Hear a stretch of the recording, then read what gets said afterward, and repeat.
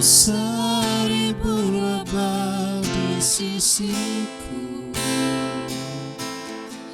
Kau tetaplah Allah penolongku. Walau 10.000 lebah di kananku, takkan ku goyah sebab Yesus sertaku. Walau 1000 lebah di sisiku, Kau tetaplah penolongku. Walau 10.000 lebah di kananku, takkan ku goyah sebab Yesus sertaku.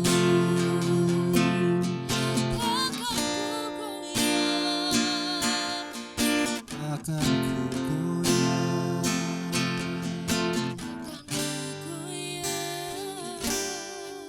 sebab Yesus sertaku.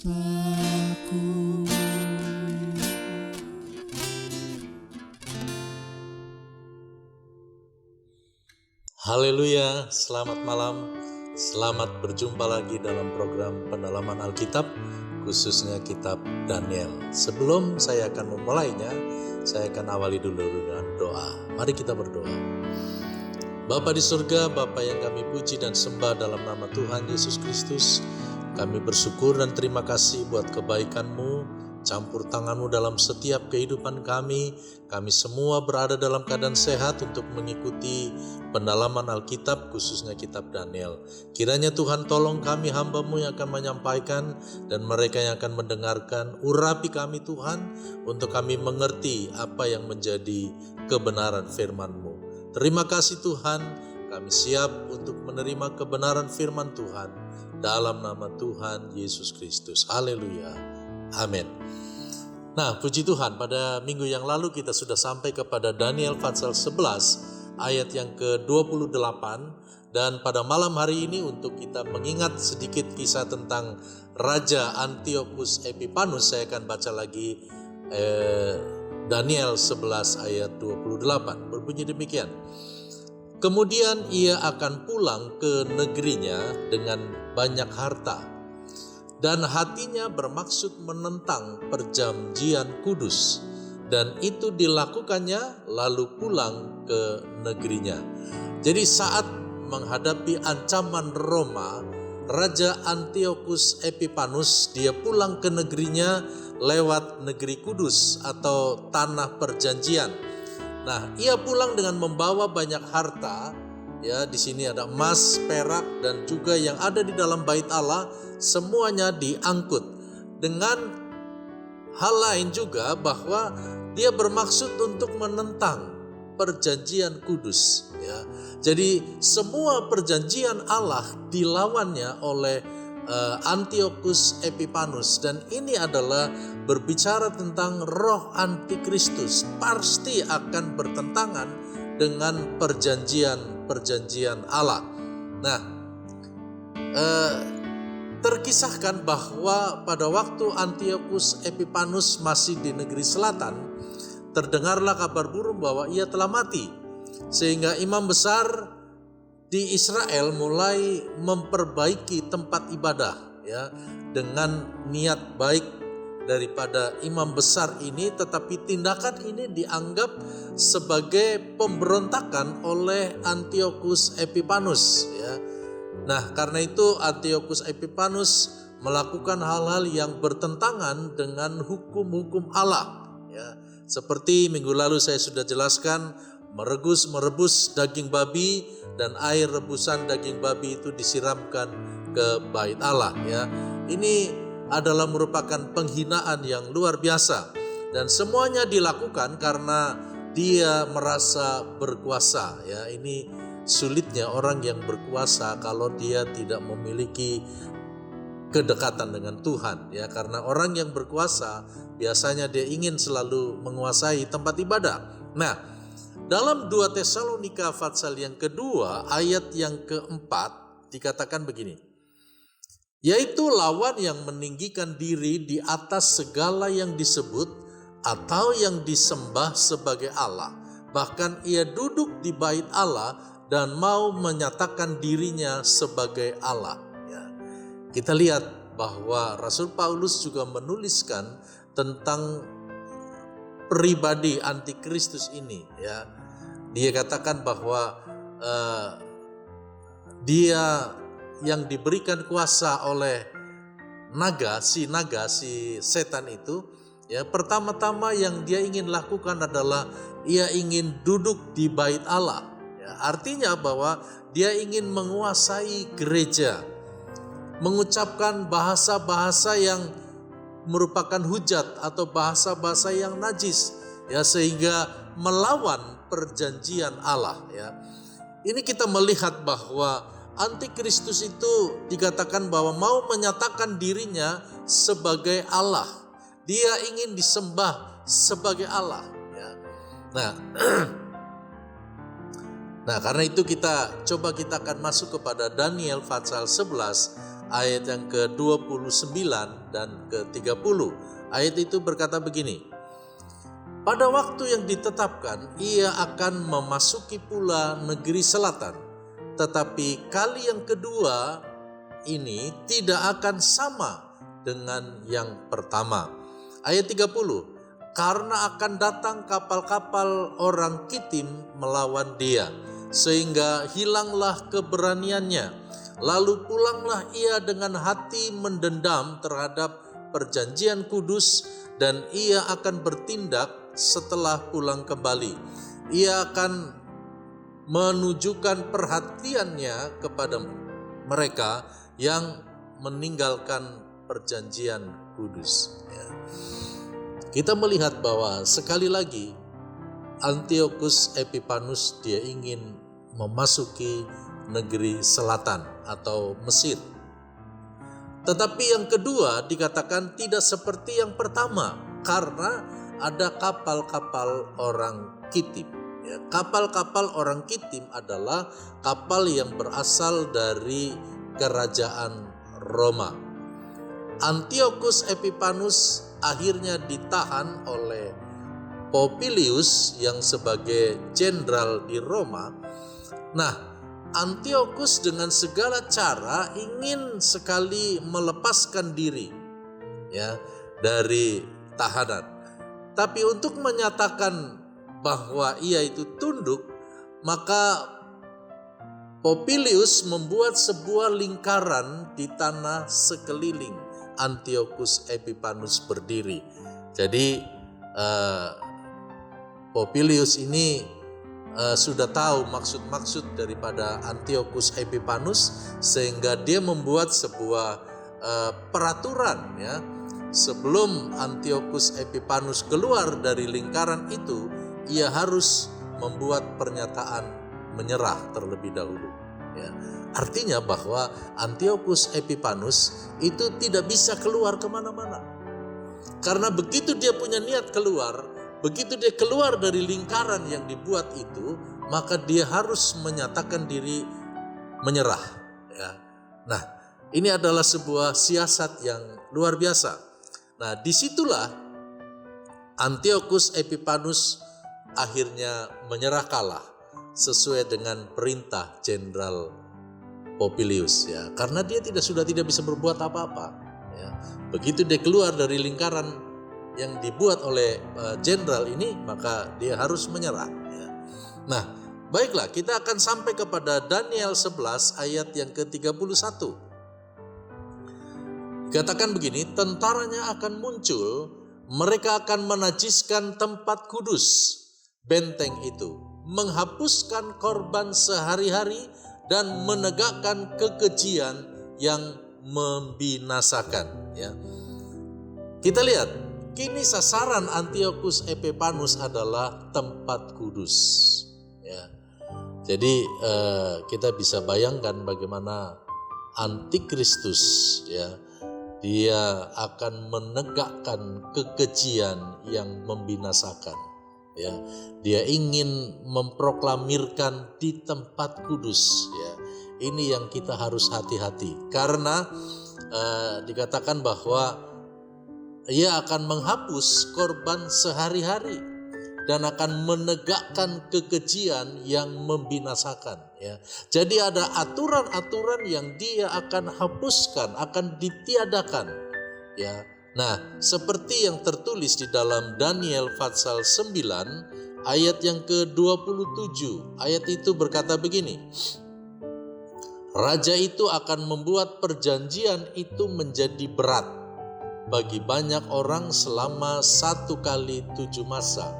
Pada pertengahan 7 masa itu, ia akan menghentikan korban sembelihan dan korban santapan. Dan di atas sayap kekejian akan datang yang membinasakan. Sampai pemusnahan yang telah ditetapkan menimpa yang membinasakan itu. Nah, di sini kita melihat bahwa hubungan antara Daniel 11 ayat 31 dengan Daniel 9 ayat yang ke-27. Dikatakan ayatnya ada persamaan di sana bahwa satu peristiwa kenajisan yang dilakukan oleh Antiochus Epiphanes terhadap bait Allah. Dia akan menghentikan korban-korban, ya dikatakan baik korban sembelihan, korban santapan, dan semuanya itu akan dihentikan. Ya, nah, tapi sesungguhnya dia akan memberikan hal-hal yang berat ya kepada umat Allah. Nah, jadi itu akan dilakukan oleh Antiochus Epiphanes ya, yang berhenti pada saat ia mati nanti ya, pada saat ia mati yaitu pada tahun 164 sebelum Masehi ya. Tapi hal itu bukan berhenti begitu saja ya, masih mempunyai kegenapan sepenuhnya di akhir zaman, yaitu tentang kekejian yang akan digenapi di akhir zaman ya. Dengan ini kita dapat melihat gambaran atau sifat daripada antikris yang ada dalam diri Antiochus Epiphanes. Ya, ada dua hal yang dilakukan. Yang pertama, membujuk orang-orang yang melanggar perjanjian, dan yang kedua, membunuh orang-orang yang mengenal Allah. Ya. Nah, jadi begitu jahatnya Antiochus Epiphanes karena dia melambangkan adalah roh antikristus ya, yang akan bekerja membujuk orang-orang supaya melanggar perjanjian ya, dan ingin membunuh orang-orang yang mengenal Allah. Tetapi kita lihat pada ayat yang ke-32 dari Daniel pasal 11. Dan orang-orang yang berlaku fasik terhadap perjanjian akan dibujuknya sampai murtad dengan kata-kata licin. Tetapi umat yang mengenal Allahnya akan tetap kuat dan akan bertindak. Pada akhir zaman hanya akan ada dua golongan orang atau manusia, yaitu yang pertama golongan yang menolak antikristus dan yang kedua menerima antikristus ya. Jadi selalu ada tantangan dalam kehidupan kita sebagai orang-orang percaya bahwa di akhir zaman akan ada begitu banyak bentuk bujukan yang akan membuat akhirnya orang akan menerima antikristus. Atau sebaliknya, orang yang tetap berpegang teguh, berpendirian teguh pada kebenaran firman Tuhan, maka dia akan menolak antikristus ya. Nah, pada saat kekuatan orang-orang percaya hanya pada firman Tuhan ya, sedangkan gereja yang sempurna adalah gereja yang memiliki firman Tuhan dan Roh Kudus ya. Sering saya sampaikan bahwa mengenal kebenaran firman Tuhan itu baik. Mengenal kebenaran firman Tuhan itu bagus. Tetapi kita harus dilengkapi dengan kuat kuasa Roh Kudus dalam setiap kehidupan kita. Karena dengan bantuan, dukungan daripada Roh Kudus, Dia yang akan memampukan kita, akan membedakan mana yang asli, mana yang murni yang dari Tuhan, dan mana yang dari iblis yang akan membujuk kita untuk melawan kebenaran, ya, atau melawan firman Tuhan. Ya. Nah, ada cara-cara yang dilakukan yang ditulis di dalam Ibrani pasal 11 ayat yang ke-36. Ayat itu berkata begini. Ada pula yang diejek, didera, bahkan yang dibelenggu dan dipenjarakan. Ayat 37. Mereka dilempari, digergaji, dibunuh dengan pedang. Mereka mengembara dengan berpakaian kulit domba dan kulit kambing sambil menderita kekurangan, kesesakan, dan siksaan. Ya. Jadi begitu berat, ya, menjalani kehidupan di akhir zaman nanti. Ya. Karena itu ada orang yang berpikir bahwa lebih baik, ya, dia mati karena Injil, karena menerima Injil, daripada dia harus menerima hidup tetapi menyangkal Yesus. Ya. Ini adalah sebuah kata-kata mutiara, kata-kata emas yang luar biasa yang harus menjadi pegangan kita sebagai orang-orang yang percaya kepada Tuhan. Ya. Jadi lebih baik kita kehilangan nyawa karena kita berpegang teguh kepada Injil, berpegang kepada kebenaran, daripada kita harus hidup tetapi menyangkal Yesus. Karena jika kita menyangkal Yesus, kita tahu, ya, orang-orang yang menyangkal Yesus, dia adalah orang-orang yang dipersiapkan untuk masuk di dalam api neraka yang kekal. Ya. Dan orang-orang yang lebih memilih menderita daripada menyangkal Tuhan, ya, kiranya kita pun akan menjadi kuat dalam Kristus dan di dalam firman Tuhan. Ya. Kekuatan kita adalah berpegang teguh pada firman Tuhan. Ya. Walaupun mungkin kita akan dibunuh, akan kehilangan nyawa. Ya. Tapi apa artinya kita hidup sementara waktu, lalu kita akan disiksa di neraka yang kekal, yang tidak ada habisnya. Ya. Karena itu sebagai pesan dari pendalaman Alkitab, khususnya kitab Daniel pada malam hari ini, mari kita mau lebih lagi mendekatkan diri kepada Tuhan, lebih lagi mau membuka hati buat kebenaran firman Tuhan, sehingga kita bukan hanya kuat karena firman Tuhan. Ya, firman Tuhan memang membangun atau menambah iman kita, ya, membuat iman kita semakin kuat. Tetapi kita perlu ketahanan, ya, yaitu Roh Kudus. Roh Kudus akan memimpin kita.